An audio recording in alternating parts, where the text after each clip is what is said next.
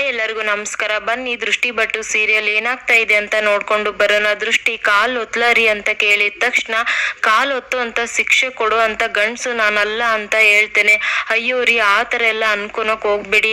ಒಬ್ಬ ಗಂಡಗೆ ಹೆಂಡ್ತಿ ಯಾವ ಥರ ಕಾಲ್ ಒತ್ತುತ್ತಾಳೋ ಆ ಥರ ಅಂತನಾದ್ರೂ ತಿಳ್ಕೊಳ್ಳಿ ಅಂದಾಗ ದತ್ತ ಏನೋ ಮಾತಾಡದೆ ಹಾಗೆ ನಿಂತಿರ್ತಾರೆ.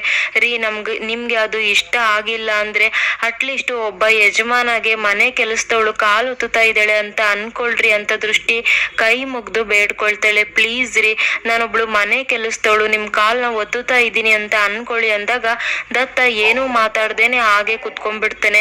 ಅದನ್ನ ನೋಡ್ಬಿಟ್ಟು ದೃಷ್ಟಿ ಫುಲ್ ಖುಷಿ ಆಗ್ಬಿಟ್ಟು ಕಾಲ್ ಒತ್ತಕ್ಕೆ ಶುರು ಮಾಡ್ಕೊಳ್ತಾಳೆ. ಹಾಗೆ ಇಲ್ಲಿ ಚೆನ್ನಮ್ಮ ಹೇಳಿರೋ ಮಾತನ್ನ ನೆನ್ಪು ಮಾಡ್ಕೊಂಡು, ನೀನು ದತ್ತಬಾಯಿನ ಮನೆಗೆ ಊಟಕ್ಕೆ ಕರ್ಕೊಂಡ್ ಬಂದ್ರೆ ಇವ್ರ ಬಾಯಿ ಎಲ್ಲ ಮುಚ್ಚಿಸ್ಬೋದು ಕಣೆ ದೃಷ್ಟಿ ಅಂತ ಹೇಳಿರ್ತಾಳೆ ಅಲ್ವಾ. ಅದನ್ನ ನೆನ್ಪು ಮಾಡ್ಕೊಂಡು, ರೀ ಆವಾಗ್ಲೇ ನಾನು ಕೇಳಿದ್ದಕ್ಕೆ ನೀವೇನು ಮಾತಾಡ್ಲಿಲ್ಲ ರೀ, ನೀವು ನಗ್ತಾ ಅಲ್ಲಿದ್ದ ಹಾಗೆ ಬಂದ್ಬಿಟ್ರಿ ಅಂತ ದೃಷ್ಟಿ ಹೇಳ್ದಾಗ, ಪ್ಲೀಸ್ ರೀ ಅದಕ್ಕೇನಾದ್ರೂ ಹೇಳಿ ಅಂತ ಕೇಳ್ತಾಳೆ. ಅದಕ್ಕೆ ದತ್ತ ನನ್ನ ಉತ್ತರ ಅದೇ ಅಂತ ಹೇಳ್ತಾನೆ. ಅವಾಗ ದೃಷ್ಟಿ ತುಂಬಾ ಬೇಜಾರಾಗಿ ಕಾಲು ಓದುತ್ತಾ ಇರ್ಬೇಕಾದ್ರೆ, ನಾನ್ ನಿಮ್ ಮನೆ ಊಟಕ್ಕೆ ಬರ್ತೀನಿ ಅಂತ ಹೇಳ್ಸ್ಕೊಳಕೋಸ್ಕರ ತಾನೇ ನೀನ್ ಕಾಲು ಓದುತ್ತಾ ಇರೋದು, ಇದ್ರಲ್ಲೂ ಕೂಡ ನಿನ್ ನಾಟಕ, ನಿನ್ ಬುದ್ಧಿನ ತೋರ್ಸ್ಬಿಟ್ಟೆ ಅಲ್ವಾ ಅಂತ ದತ್ತ ಕೋಪ ಮಾಡ್ಕೊಂಡು ಹೇಳಿದ ತಕ್ಷಣ ದೃಷ್ಟಿ ತುಂಬಾ ಬೇಜಾರ್ ಮಾಡ್ಕೊಂಡು ಅಳೋಕೆ ಶುರು ಮಾಡ್ತಾಳೆ. ಅವಾಗ ಅವಳ ಕಣ್ಣೀರು ಕಾಲ್ ಮೇಲೆ ಬಿದ್ಬಿಡುತ್ತೆ. ಅವಾಗ ದತ್ತ ತುಂಬಾ ಶಾಕ್ ಆಗ್ಬಿಟ್ಟು ಕಾಲ್ನ ವಾಪಸ್ ತಗೊಳ್ತಾನೆ. ಯಾಕೆ ಅಳ್ತಾ ಇದ್ಯಾ, ಏನಾಯ್ತು ಅಂತ ಕೇಳಿದಾಗ, ರೀ ನಿಮಗೆ ನಮ್ಮ ಮನೆಗೆ ಊಟಕ್ಕೆ ಬರೋದು ತುಂಬಾ ಚಿಕ್ಕ ವಿಷಯ ಆಗಿರ್ಬೋದು ರೀ, ಆದ್ರೆ ನಮ್ಮ ಅಮ್ಮಗೆ ಜೀವನದಲ್ಲಿ ಇರೋ ಆಸೆ ರೀ. ನೀವು ನಮ್ಮ ಮನೆಗೆ ಅಳಿಯಾಗಿ ಊಟಕ್ಕೆ ಬರೋದ್ ಬೇಡ ರೀ, ಅಟ್ಲೀಸ್ಟ್ ಮಗ ಆಗಿ ನಮ್ಮ ಮನೆಗೆ ಊಟಕ್ಕೆ ಬನ್ನಿ ಅಂತ ದೃಷ್ಟಿ ಹೇಳ್ತಾ ಇರ್ಬೇಕಾದ್ರೆ, ಸಾಕು ಅದಕ್ಕೆಲ್ಲ ಯಾಕೆ ಅಳ್ತೀಯ, ನಾನ್ ನಿಮ್ ಮನೆಗೆ ಊಟಕ್ಕೆ ಬರ್ತೀನಿ, ಹೋಗಿ ಚೆನ್ನಮ್ಮಗೆ ಹೇಳು ಸರಿನಾ, ಅದಕ್ಕೆಲ್ಲ ನೀನ್ ಅಳೋದ್ ಬೇಕಾಗಿಲ್ಲ ಅಂತ ದತ್ತ ದೃಷ್ಟಿ ಅಳೋದ್ನ ನೋಡ್ಬಿಟ್ಟು ಒಪ್ಗೆನ ಕೊಟ್ಬಿಡ್ತಾನೆ. ಅವಾಗ ದೃಷ್ಟಿ ಅಂತೂ ಫುಲ್ ಖುಷಿ ಆಗ್ಬಿಟ್ಟು, ರೀ ನೀವ್ ಹೇಳ್ತಾ ಇರೋದು ನಿಜ ತಾನೆ, ನೀವು ನಿಜವಾಗ್ಲೂ ನಮ್ಮನೆ ಊಟಕ್ಕೆ ಬರ್ತಾ ಇದೀರಾ ತಾನೆ ಅಂದಾಗ ದತ್ತ ಏನು ಮಾತಾಡದೆ ಓಡಾಡ್ತಾ ಇರ್ತಾನೆ. ಅವಾಗ ದೃಷ್ಟಿ ತುಂಬಾ ಖುಷಿ ಆಗ್ಬಿಟ್ಟು ಸೈಲೆಂಟ್ ಅಣ್ಣ ಅಂತ ಕೂಗ್ಬಿಡ್ತಾಳೆ. ಅಲ್ಲಿಗೆ ಸೈಲೆಂಟ್ ಕೂಡ ಬಂದ್ಬಿಡ್ತಾನೆ. ಅವಾಗ ದತ್ತ ಅವ್ರಿಬ್ಬರನ್ನ ನೋಡ್ಬಿಟ್ಟು, ಅಯ್ಯೋ ಇವ್ರಿಬ್ಬರನ್ನ ಒಟ್ಟಿಗೆ ನೋಡ್ಬಿಟ್ರೆ ನನ್ಗೆ BP ಬಂದ್ಬಿಡುತ್ತೆ, ಇವಳು ಮಾತಿಂಗ್ ಮುಂಚೆ ಅಣ್ಣ ಅಂತ ಕರೆಯೋದು, ಅವನು ಎಲ್ಲಿದ್ರು ಕೂಡ ಟಣ್ ಅಂತ ಇಲ್ಲಿಗೆ ಬಂದ್ಬಿಡೋದು ತಂಗಿಯಮ್ಮ ಅಂತ ಅನ್ಕೊಂಡು, ನನ್ ಕೈಯಲ್ಲಿ ಇದನ್ನೆಲ್ಲ ನೋಡೋಕ್ ಆಗೋದೇ ಇಲ್ಲ ಅಂತ ಕೋಪ ಮಾಡ್ಕೊಂಡು ಓಡಾಡ್ತಾ ಇರ್ಬೇಕಾದ್ರೆ ಸೈಲೆಂಟ್ ಅಣ್ಣ ಅವರು ನಮ್ಮ ಮನೆಗೆ ಊಟಕ್ಕೆ ಬರೋಕೆ ಒಪ್ಕೊಂಡಿದ್ದಾರೆ ಅಂತ ಹೇಳ್ತಾಳೆ. ಅವಾಗ ಸೈಲೆಂಟ್ ಅಂತೂ ಫುಲ್ ಶಾಕ್ ಆಗ್ಬಿಟ್ಟು, ಏನು ಊಟಕ್ಕೆ ಬರೋಕೆ ಇಷ್ಟು ಈಸಿಯಾಗಿ ಒಪ್ಕೊಂಡ್ರ, ನನ್ ಕೈಯಲ್ಲಂತೂ ನಂಬೋಕೆ ಆಗ್ತಾ ಇಲ್ವಲ್ಲ ಅಂತ ಸೈಲೆಂಟ್ ದತ್ತಬಾಯಿನ ನೋಡ್ಬಿಟ್ಟು, ಅವಾಗ್ಲೇ ನಾನ್ ಓಡಾಡ್ತಾ ಇರ್ಬೇಕಾದ್ರೆ ಏನೋ ಒಂದು ಐಡಿಯಾ ಬಂತು, ಇವಾಗ ಇವ್ರು ಓಡಾಡ್ತಾ ಇದ್ದಾರೆ ಅಂದ್ರೆ ಪಕ್ಕ ಏನೋ ಬೇರೆ ಐಡಿಯಾನೇ ಬರುತ್ತೆ ಅಂತ ಸೈಲೆಂಟ್ ತುಂಬಾ ಗಾಬರಿಯಲ್ಲಿ ಇರ್ತಾನೆ. ಆದ್ರೆ ದೃಷ್ಟಿ ಅಂತೂ ಫುಲ್ ಖುಷಿಯಾಗಿರ್ತಾಳೆ. ದತ್ತ ಈ ಕಡೆ ಯೋಚನೆ ಮಾಡ್ತಾ, ಶರಾವತಿ ಹೇಳಿರ್ತಾಳೆ ಅಲ್ವಾ ಹೆಂಡ್ತಿ ಯಜಮಾಂತಿ ಅಂತ ಅನ್ಕೊಂಡು ಎಲ್ಲಿ ಈ ಅಕ್ಕನ ಮರ್ತೋಗ್ಬಿಟ್ಟಿದ್ಯೋ ಅಂತ ಹೇಳ್ತಾಳೆ. ಎಲ್ಲಿ ನೀನು ಅವಳನ್ನ ಶಿಕ್ಷೆ ಕೊಡೋದ್ನ ಮರ್ತು ಹೆಂಡ್ತಿಯಾಗಿ ಒಪ್ಕೊಳ್ತೀಯ ಅಂತ ನನ್ಗಂತೂ ತುಂಬಾನೇ ಭಯ ಆಗಿತ್ತು ಅಂತ ಶರಾವತಿ ಹೇಳಿರೋದನ್ನ ನೆನ್ಪು ಮಾಡ್ಕೊಂಡು ಈ ಕಡೆ ದತ್ತ ಮತ್ತೆ ಕೋಪ ಮಾಡ್ಕೊಂಡು, ನಾನು ನಿಮ್ ಮನೆಗ್ ಬರ್ಬೇಕಂದ್ರೆ ಒಂದು ಕಂಡೀಷನ್ ಇದೆ ಅಂತ ಹೇಳ್ತಾನೆ. ಅದನ್ನ ಕೇಳಿಸ್ಕೊಂಡ್ಬಿಟ್ಟು ಈ ಕಡೆ ಸೈಲೆಂಟ್ ಅಂತೂ ಅನ್ಕೊಂಡೆ ಈ ತರ ಏನಾದ್ರೂ ಒಂದ್ ಇರುತ್ತೆ ಅಂತ. ಕಂಡೀಷನ್ ಅಂತೆ ದೃಷ್ಟಿ, ಕಂಡೀಷನ್ ಅಂತೆ, ಕೇಳಿಸ್ಕೊ ಅಂತ ಸೈಲೆಂಟ್ ಹೇಳ್ದಾಗ, ಏನ್ರಿ ಅದು ಕಂಡೀಷನ್ ಅಂತ ದೃಷ್ಟಿ ಕೇಳ್ತಾಳೆ. ಏನಿಲ್ಲ, ನಾನು ನಿಮ್ ಮನೆಗ್ ಊಟಕ್ಕೆ ಬರ್ಬೇಕು ಅಂದ್ರೆ ಕೆಲವ್ರದ್ದು ಪರ್ಮಿಷನ್ ಬೇಕು ಅಂತ ಹೇಳ್ತಾನೆ. ಪರ್ಮಿಷನ್ ಅಂತ ಶಾಕ್ ಆಗಿದ ತಕ್ಷಣ, ರೀ ಯಾರ್ ಪರ್ಮಿಷನ್ ಬೇಕು ಅಂತ ದೃಷ್ಟಿ ಕೇಳ್ತಾಳೆ.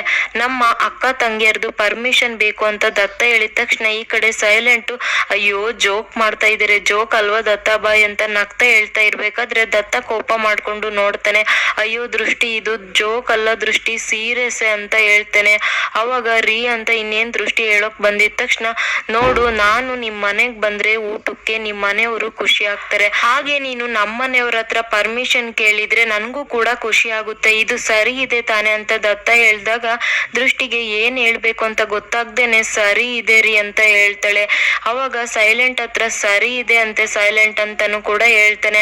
ಅವಾಗ ದೃಷ್ಟಿ ಬೇಜಾರ್ ಮಾಡ್ಕೊಂಡು ಅಲ್ಲಿದ್ದ ಹೋಗ್ತಾಳೆ. ಇನ್ನೇನು ಸೈಲೆಂಟ್ ಕೂಡ ದತ್ತಬಾಯಿ ಅದು ಆಗಲ್ಲ ಅಂತ ಹೇಳೋಕ್ ಬರ್ತಾನೆ. ಅವಾಗ ದತ್ತ ಕೋಪ ಮಾಡ್ಕೊಂಡು ನಿನ್ನ ಅಂತ ಹೇಳೋಕ್ ಬಂದಿದ ತಕ್ಷಣ ಅಲ್ಲಿದ್ದ ಸೈಲೆಂಟ್, ಅಯ್ಯೋ ತಂಗಮ್ಮ ಕರ್ದೆ, ನಾನು ಬರ್ತಾ ಇದ್ದೀನಿ ಇರು ಅಂತ ಹೇಳ್ಬಿಟ್ಟು ಅಲ್ಲಿದ್ದ ಓಡೋಗ್ಬಿಡ್ತಾನೆ. ಇನ್ನು ಈ ಕಡೆ ಚೆನ್ನಮ್ಮ ದತ್ತಬಾಯಿ ಮನೆಗ್ ಬರ್ತಾರೆ ಅನ್ನೋ ಖುಷಿಗೆ ಮನೆಗೆಲ್ಲ ಪೇಂಟ್ ಮಾಡ್ತಾ ಇರ್ತಾರೆ.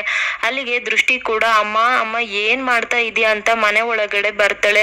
ಬಂದು ಚೆನ್ನಮ್ಮನ ನೋಡ್ಬಿಟ್ಟು ಫುಲ್ ಗಾಬರಿ ಆಗ್ಬಿಡ್ತಾಳೆ. ಅವಾಗ ಚೆನ್ನಮ್ಮ ಅಯ್ಯೋ ನಾನೇ ಕಣೆ ದೃಷ್ಟಿ ಅಂತ ಹೇಳ್ತಾರೆ. ಅಯ್ಯೋ ಅಮ್ಮ ಏನಮ್ಮ ಮಾಡ್ತಾ ಇದೀಯಾ ಅಂತ ಹೇಳಿದಾಗ ಏನಿಲ್ಲ ಕಣೆ, ಅಳಿಯಂದ್ರು ಮೊದಲನೇ ಸತಿ ಮಗಳನ್ನ ಕರ್ಕೊಂಡು ಮನೆಗೆ ಊಟಕ್ಕೆ ಬರ್ತಾ ಇದಾರೆ ಅಲ್ವಾ, ಅದಕ್ಕೆ ಕಣೆ ಎಲ್ಲ ಕ್ಲೀನ್ ಮಾಡ್ತಾ ಇದ್ದೀನಿ ಅಂತ ಹೇಳ್ತಾರೆ.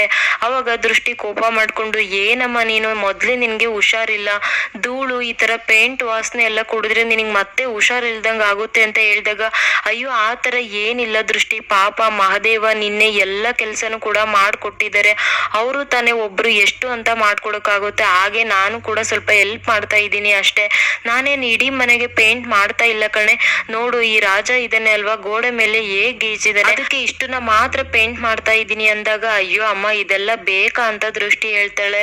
ಅವಾಗ ಅಯ್ಯೋ ಅಳಿಯಂದ್ರು ಎಷ್ಟೇ ಕೋಪ ಮಾಡ್ಕೊಂಡು ನಮ್ಮ ಮನೆಗ್ ಬಂದ್ರು ಕೂಡ ನಮ್ಮ ಮನೆ ಸ್ವಚ್ಛತೆನ ನೋಡ್ಬಿಟ್ಟು ಅವ್ರ ಮನ್ಸು ಹಗುರ ಆಗ್ಬೋದು ಕಣೆ ದೃಷ್ಟಿ, ಅದಕ್ಕೋಸ್ಕರ ಈ ಕೆಲ್ಸನ ಮಾಡ್ತಾ ಇದ್ದೀನಿ, ಅವ್ರಿಗೆ ಎಷ್ಟೇ ಕೋಪ ಇದ್ರು ಕೂಡ ನಮ್ಮ ಮನೆನ ನೋಡ್ಬಿಟ್ಟು ಊಟ ಮಾಡ್ಕೊಂಡು ಹೋಗುವಾಗ ಮತ್ತೆ ಇನ್ನೊಂದ್ಸಲ ನಿಮ್ ಮಗಳನ್ನ ಮನೆ ಕರ್ಕೊಂಡು ಬರ್ತಾ ಇರ್ತೀನಿ ಅಂದಿದ ತಕ್ಷಣ ಎಷ್ಟು ಖುಷಿ ಆಗುತ್ತೆ ಗೊತ್ತಾ, ಈ ತಾಯಿ ಜೀವ ಇದಕ್ಕೂ ಕೂಡ ಸಾರ್ಥ ಆಗುತ್ತೆ ಕಣೆ, ನನ್ನ ಜೀವನದಲ್ಲಿ ಇದಕ್ಕಿಂತ ದೊಡ್ಡ ಖುಷಿ ಏನಿರುತ್ತೆ ಹೇಳೆ ಅಂತ ಇಲ್ಲಿ ಚೆನ್ನಮ್ಮ ಅಂತೂ ಫುಲ್ ಖುಷಿಯಾಗಿ ಮಾತಾಡ್ತಾ ಇರ್ತಾರೆ.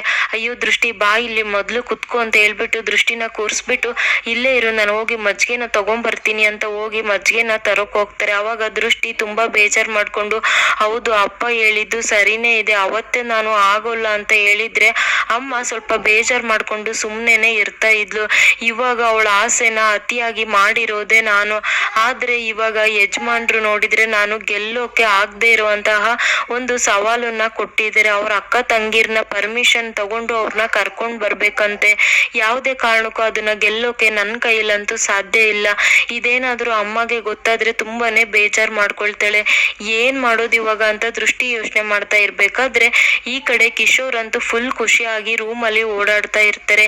ಇವತ್ತು ಆ ಹುಡುಗಿನ ಮನೆ ಕರ್ಕೊಂಡ್ ಬಂದು ದೃಷ್ಟಿಗೆ ನಾನು ಸರ್ಪ್ರೈಸ್ ಕೊಡ್ತೀನಿ, ಆ ಸರ್ಪ್ರೈಸ್ ನ ನೋಡಿ ದೃಷ್ಟಿ ಅಂತೂ ಫುಲ್ ಖುಷಿಯಾಗಿರ್ತಾಳೆ ಅಂತ ಕಿಶೋರ್ ಮಾತಾಡ್ತಾ ಇರ್ಬೇಕಾದ್ರೆ ಅಲ್ಲಿಗೆ ಶರಾವತಿ ಬರ್ತಾಳೆ. ತಿಂಡಿ ರೆಡಿ ಆಗಿದೆ, ತಿಂಡಿಗೆ ಬನ್ನಿ ಅಂತ ಕರೀತಾಳೆ. ಅವಾಗ ಕಿಶೋರು ನನ್ಗೆ ಇವಾಗ್ಲೇ ತಿಂಡಿ ಬೇಡ, ನಾನು ಆಮೇಲೆ ತಿಂತೀನಿ ಅಂತ ಹೊರಗಡೆ ಹೋಗ್ತಾ ಇರ್ಬೇಕಾದ್ರೆ ಶರಾವತಿ ಅಡ್ಡ ಆಗ್ತಾಳೆ. ಏನ್ ಮೇಷ್ಟ್ರೆ ಇತ್ತೀಚೆಗೆ ತುಂಬಾನೇ ಮೊಬೈಲ್ ನೋಡ್ತಾ ಇದ್ದೀರಾ, ಏನು ನನ್ನಿದ್ದ ಏನಾದ್ರು ರಹಸ್ಯನ ಮುಚ್ಚಿಡ್ತಾ ಇದ್ದೀರಾ ಅಂತ ಹೇಳ್ದಾಗ ಏನು ನಿನ್ನಿದ್ದ ನಾನು ಯಾವ ರಹಸ್ಯನೂ ಕೂಡ ಮುಚ್ಚಿಡ್ತಾ ಇಲ್ಲ, ನಾನೊಂಥರ ಓಪನ್ ಬುಕ್ ಇದ್ದ ಹಾಗೆ ಅಂತ ಹೇಳ್ತಾರೆ. ಅದೇ ಟೈಮ್ಗೆ ಒಂದು ಮೆಸೇಜ್ ಬರುತ್ತೆ, ಅದನ್ನ ಶರಾವತಿ ನೋಡ್ಬಿಟ್ಟು ನೋಡಿದ್ರ ಮೇಷ್ಟ್ರೆ ಮುಂಚೆ ಆಗಿದ್ರೆ ಅಪರೂಪಕ್ಕೆ ಮೆಸೇಜ್ ಬರ್ತಾ ಇತ್ತು, ಅದು ಯಾವ್ದೋ ಕಂಪ್ನಿದ್ ಆಗ್ತಾ ಇತ್ತು, ಆದ್ರೆ ಇವಾಗ ಬೆಳಗ್ಗೆ ಎದ್ರೂ ಮೆಸೇಜು ಸಂಜೆ ಆದ್ರೂ ಕೂಡ ಮೆಸೇಜ್ ಮೇಲೆ ಮೆಸೇಜ್ ಬರ್ತಾನೆ ಇರುತ್ತೆ, ಏನಂತ ಇಂಪಾರ್ಟೆಂಟ್ ಅಂತ ಶರಾವತಿ ಕೇಳ್ತಾಳೆ. ಏನು ಅಫೇರ್ ಏನಾದ್ರೂ ಇಟ್ಕೊಂಡಿದ್ಯಾ ಅಂತ ಶರಾವತಿ ಕೇಳಿದಾಗ ಈ ಕಡೆ ಕಿಶೋರ್ ನಗ್ತಾ ಅಲ್ಲ ಪ್ರೀತಿಸಿ ನಿನ್ನ ಮದ್ವೆ ಆಗಿ ಇವಾಗ ನರಕನ ನೋಡ್ತಾ ಇದ್ದೀನಿ, ಇವಾಗ ಇನ್ನೊಂದು ಅಫೇರ್ ಇಟ್ಕೊಳಕ್ಕೆ ನನ್ಗೇನಾದ್ರೂ ತಲೆ ಕೆಟ್ಟಿದ್ದೀನ, ಅಂತ ಕೆಲ್ಸ ನಾನು ಯಾವತ್ತೂ ಮಾಡೋದಿಲ್ಲ ಅಂತ ಹೋಗ್ತಾ ಇರೋನು ಮತ್ತೆ ವಾಪಸ್ ಬಂದು ನೋಡು ನಾನು ಶ್ರೀರಾಮ ಇದ್ದಾಗೆ ನನ್ನ ಸಂಸಾರದಲ್ಲಿ ಯಾವತ್ತೂ ಕೂಡ ಬಿರುಕು ಬರೋಕೆ ನಾನು ಬಿಡೋದಿಲ್ಲ, ನೀನು ಅದ್ರ ಬಗ್ಗೆ ಎಲ್ಲ ಟೆನ್ಷನ್ ಪಡಕ್ ಹೋಗ್ಬೇಡ, ನಾನು ಯಾವತ್ತಿದ್ರು ನಿನ್ನವನೇ ಅಂತ ಹೇಳ್ಬಿಟ್ಟು ಕಿಶೋರ್ ಅಲ್ಲಿದ್ದ ನಗ್ತಾ ಹೋಗ್ತಾನೆ. ಅವಾಗ ಶರಾವತಿ ಅಂತೂ ತುಂಬಾನೇ ಕೋಪ ಮಾಡ್ಕೊಂಡ್ ಬಿಡ್ತಾಳೆ. ಇನ್ನು ಈ ಕಡೆ ರಾಜು ಮಲ್ಗಿರ್ತಾನೆ. ಅವಾಗ ಚೆನ್ನಮ್ಮ ದುಡ್ಡನ್ನ ಹುಡುಕ್ತಾ ಇರ್ಬೇಕಾದ್ರೆ ಅಲ್ಲಿಗೆ ಮಹಾದೇವ ಕೂಡ ಬರ್ತಾರೆ. ಬಂದ್ಬಿಟ್ಟು ಚೆನ್ನಿ ನನಗೆ ತಿಂಡಿ ಬೇಕಿತ್ತು ಅಂತ ಹೇಳಿದಾಗ ಸ್ವಲ್ಪ ನಿಧಾನವಾಗಿ ಮಾತಾಡು, ರಾಜು ಮಲ್ಗಿದ್ದಾನೆ ಅಂತ ಹೇಳ್ತಾರೆ. ಅಯ್ಯೋ ಸೋಂಬೇರಿ ಇಷ್ಟೊತ್ತಾದ್ರೂ ಮಲ್ಗಿದ್ದೇನೆ ಅಂತ ಬೈತಾ ಇರ್ಬೇಕಾದ್ರೆ ಅಲ್ಲೋ ಇರೋ ಬ್ಯಾಗ್ ನ ತಗೊಂಡ್ಬಿಟ್ಟು ಅದ್ರಲ್ಲಿರೋ ದುಡ್ಡನ್ನ ಎಣಿಸ್ತಾ ಇರ್ತಾರೆ. ಅಯ್ಯೋ ಚೆನ್ನಿ ಇದು ಎಲ್ಲ ಏನಕ್ಕೆ ಅಂತ ಮಹಾದೇವ ಕೇಳಿದಾಗ ನಾಳೆ ಯಜಮಾನ್ರು ಮನೆಗ್ ಬರ್ತಾ ಇದ್ದಾರೆ, ನಾವೆಲ್ಲ ಹಳೆ ಬಟ್ಟೆಯಲ್ಲಿ ಇರೋಕ್ಕಾಗೋದಿಲ್ಲ, ನಾವೆಲ್ಲ ಹೊಸ ಬಟ್ಟೆ ತಗೋಬೇಕು ತಾನೆ ಅಂದಾಗ ಅಯ್ಯೋ ಚೆನ್ನಿ ಇವತ್ತು ನಂದು ಸ್ಯಾಲ್ರಿ ಆಗ್ತಾ ಇದೆ, ಅದ್ರ ಜೊತೆಗೆ ಹಬ್ಬಕ್ಕೆ ಬೋನಸ್ ಅಂತ ಕೊಡ್ತಾ ಇದ್ದಾರೆ, ನಾನೇ ಎಲ್ಲರಿಗೂ ಬಟ್ಟೆನ ತಗೊಂಡ್ ಬರ್ತೀನಿ ಅಂತ ಹೇಳ್ತಾನೆ. ಅಯ್ಯೋ ಮಹಾದೇವ ನಾವು ಕೂಡ ಅಳಿಯಂದ್ರಿಗೆ ಬಟ್ಟೆನ ತರ್ಬೇಕು ತಾನೆ, ನೋಡು ನೀನ್ ತರೋ ದುಡ್ಡು ಅಷ್ಟಕ್ಕೆ ಸಾಕಾಗೋದಿಲ್ಲ, ಈ ದುಡ್ಡು ಕೂಡ ಬೇಕು, ನಾಳೆ ಎಲ್ಲರೂ ಕೂಡ ಹೊಸ ಬಟ್ಟೆ ತಗೊಳ್ಳೋಣ ಅಂತ ಚೆನ್ನಿ ಹೇಳ್ತಾಳೆ.